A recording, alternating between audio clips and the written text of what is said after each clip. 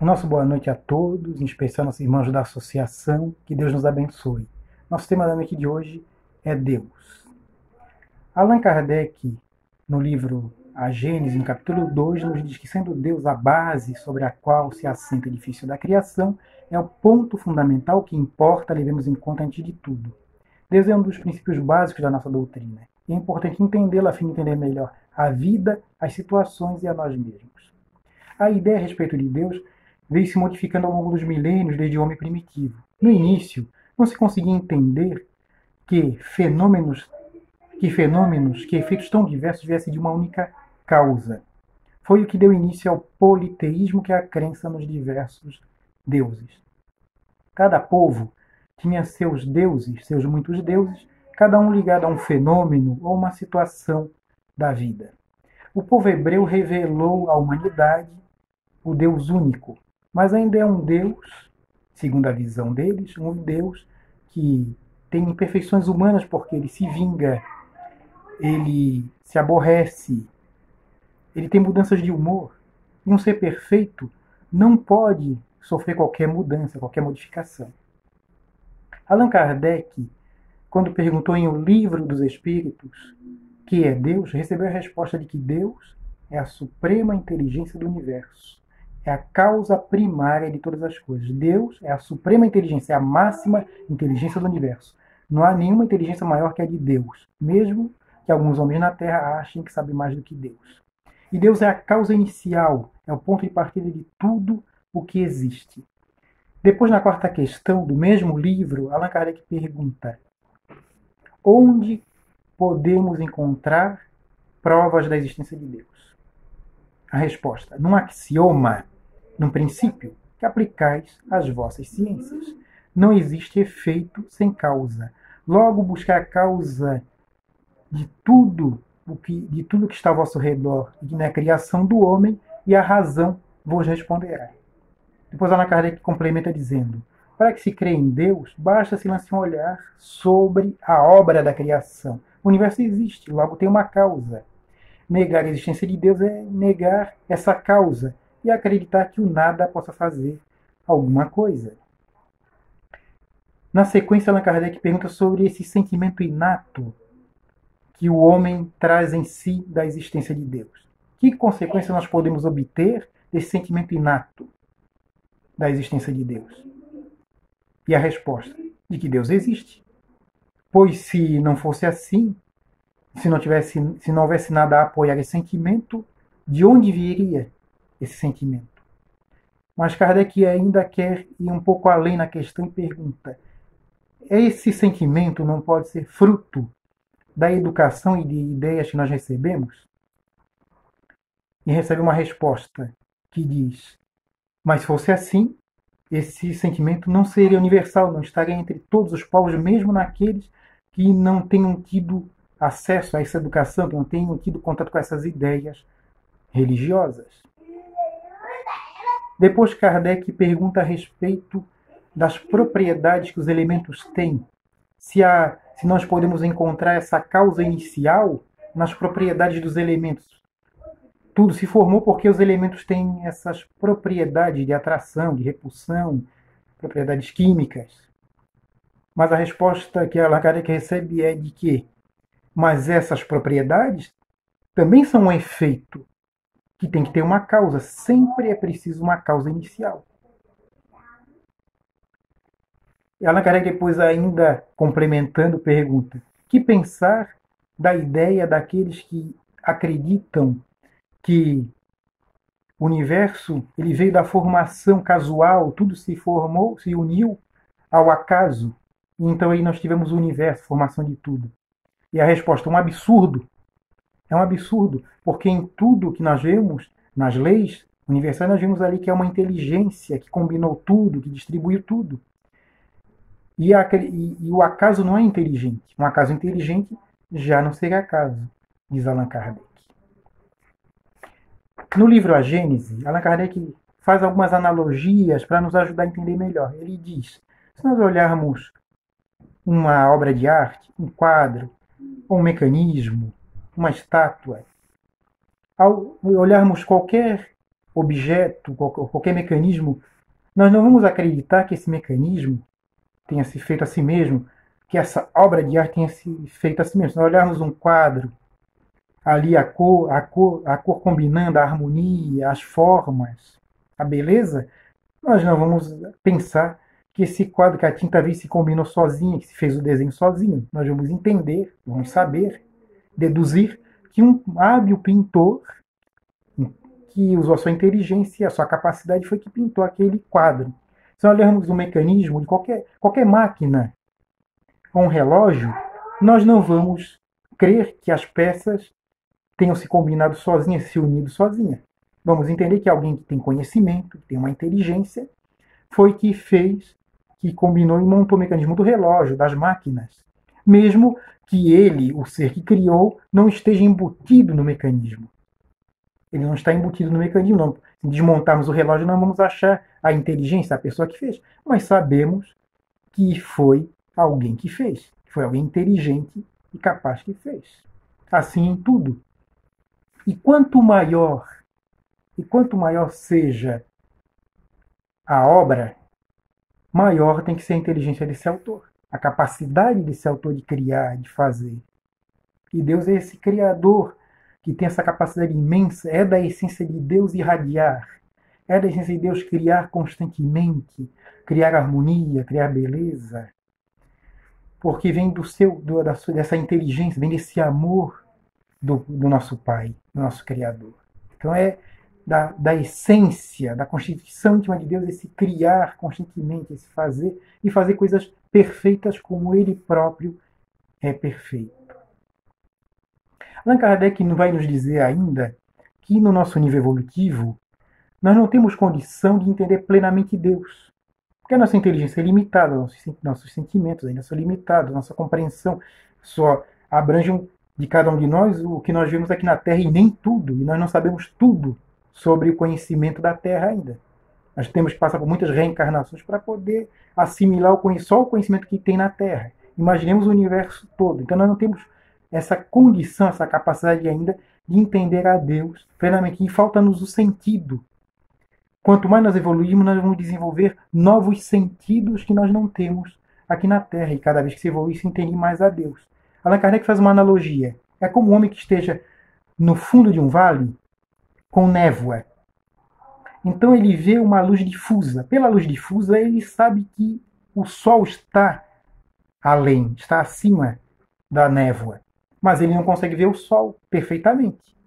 À medida que ele vai subindo o monte, ele vai percebendo melhor essa luz do sol, até que ele consegue se elevar ao alto do monte, e aí ele consegue perceber o sol na sua plenitude.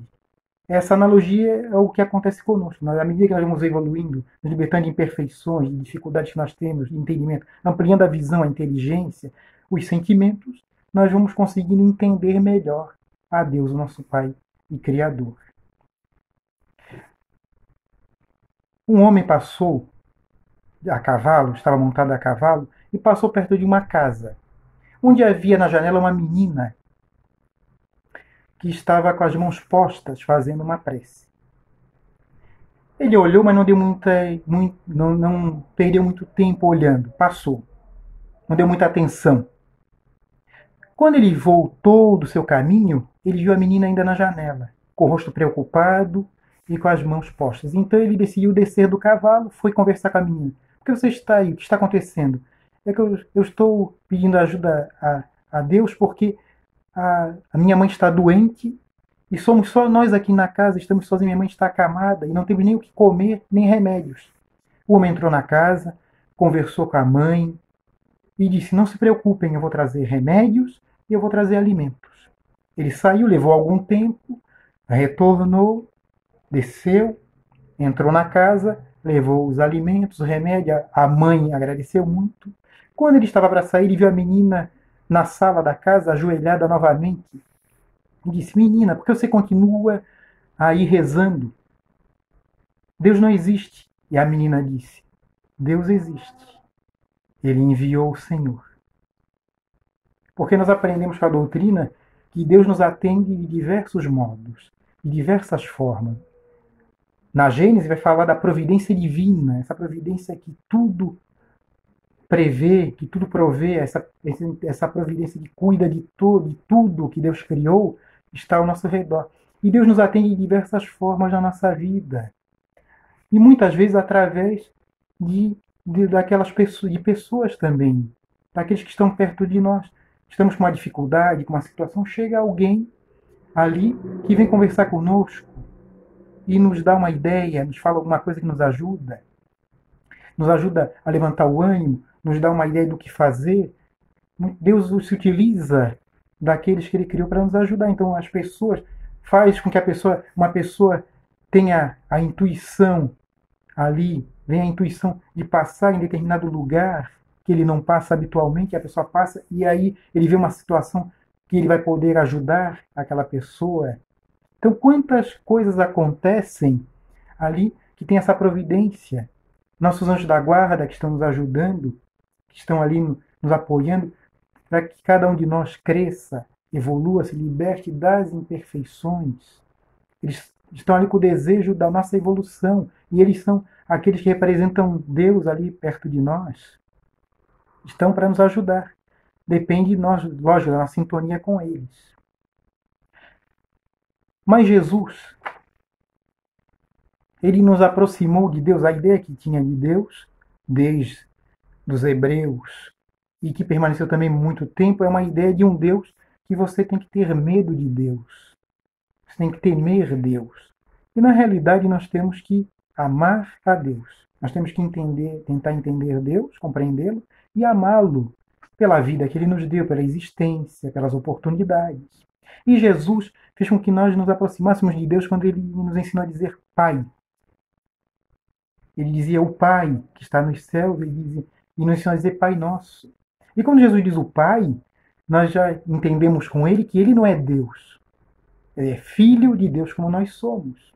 Jesus, lá na questão 625 de O Livro dos Espíritos, Allan Kardec perguntou qual o tipo mais perfeito que Deus deu ao homem, à humanidade, para servir de guia e modelo. E a resposta é Jesus. Jesus é o tipo mais perfeito que Deus enviou à humanidade, é o Filho de Deus, é um Filho de Deus como nós, mas muito, muito na nossa frente, muito mais evoluído, e que veio nos ensinar, veio nos ajudar.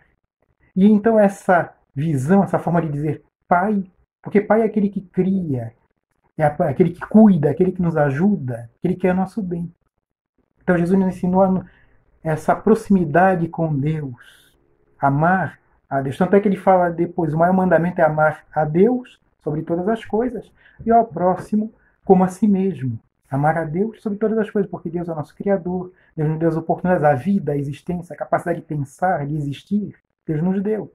E ao próximo como a si mesmo. Quando ele fala ao próximo, a si mesmo, ele está nos falando da conduta adequada, da conduta correta, para que nós estejamos mais próximos de Deus, para que nós alcancemos a nossa evolução e nos aproximemos de Deus.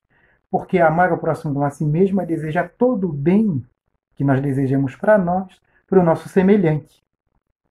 Então Jesus, na sua vida, na sua caminhada, ele demonstra isso, esse amor ao semelhante, ajudando pessoas doentes, aconselhando, falando, informando, falando esse reino dos céus que ele veio anunciar para nós. Desta forma, Jesus vai nos dando o caminho para que nós cheguemos a Deus, nos aproximemos de Deus. Estejamos mais próximos. Quando ele fala em perdoar, perdão nos liberta e nos auxilia a avançar. E Emmanuel tem uma frase bonita que diz: o perdão é como a luz que o ofendido acende no caminho do ofensor. Quando nós conseguimos perdoar o ofensor, estamos dando ali uma oportunidade a ele de repensar o que ele fez, de agir, de remover um peso ali e de fazer o mesmo mais adiante. Dele aprender e fazer o mesmo mais adiante. Então é como a luz que o ofendido acende no caminho do ofensor. Então o perdão é importante. Então, Jesus fala em perdão muitas vezes. E é uma forma, libertando-nos do ódio, do rancor, do desejo de vingança, uma forma de nos aproximarmos de Deus. Jesus mesmo dizia, perdoai a fim que Deus vos perdoe. Na realidade, Deus não se ofende conosco. Deus é perfeito, Deus não se ofende. Mas ele quer dizer, perdoemos, se desejamos o perdão, na nossa vida, desejamos as coisas boas, aprendamos a fazer as coisas boas, aprendamos também a perdoar, para que possamos atrair boas energias, para que possamos ter novas oportunidades.